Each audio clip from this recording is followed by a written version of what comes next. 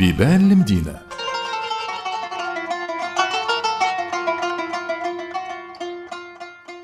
باب سعدون.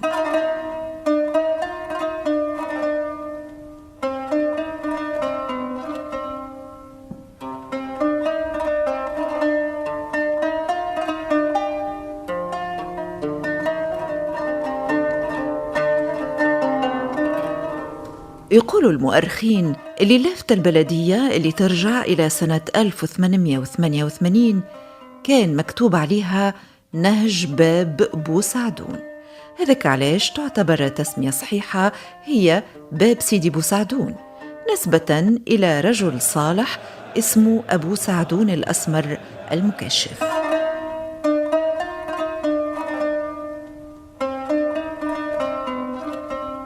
المعلومات على الولي هذا قليلة برشا إذا مش شبه منعدمة، لكن فما حديث في بعض المصادر أنه من أصحاب سيدي أبي الحسن الشاذلي، وأنه كان ديما مرابط بحث الباب هذا في القرن ال15 ميلادي، وربما كان يسكن بحذاه. ومن غادي جاءت التسمية الأصلية باب أبو سعدون، لكن يبدو وقت اللي المدينة بدأوا يكثروا فيها سكان من المدن الأخرى في القرن العشرين صاروا يستسهلوا نطقها باب سعدون، واستمرت التسمية إلى يومنا هذا. باب سعدون أو باب بو سعدون هو واحد من أبواب المدينة العتيقة بتونس العاصمة، تبنى حوالي سنة 1350 ميلادي في عهد الدولة الحفصية بجانب باب سويقة.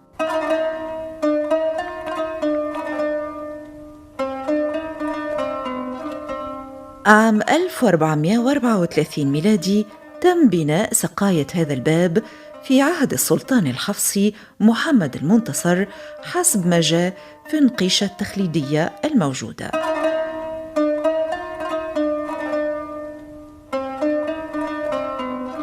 والسقاية أو السبيل هي منشأة مائية من العادات القديمة عند الملوك والسلاطين، نلقاوها عادة في الأزقة والطرقات الرئيسية وفي الساحات العامة، ويعتبر سبيل باب سيدي أبي سعدون أهم سبيل في تونس.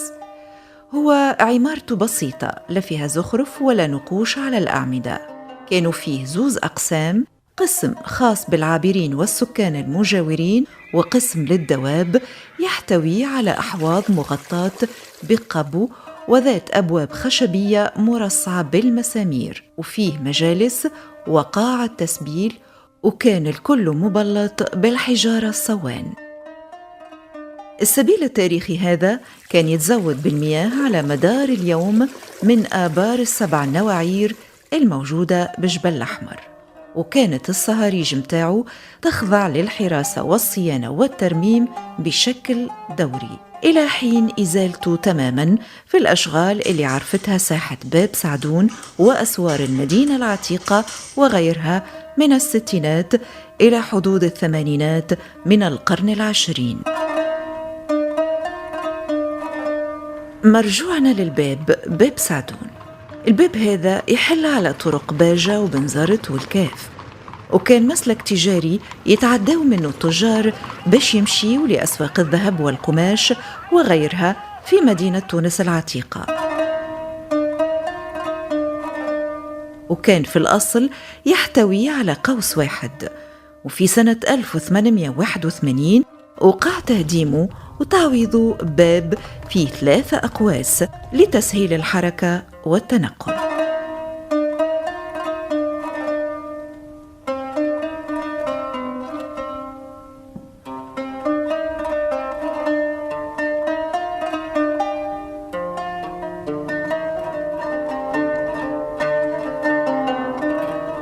باب سعدون هو واحد من البيبان اللي ما اندثرتش، واليوم نلقاو بعض المرافق غادي تسميت باسمه، منها مستشفى الأطفال، ومنها زادة محطة باب سعدون الجهوية للكيران والوجات.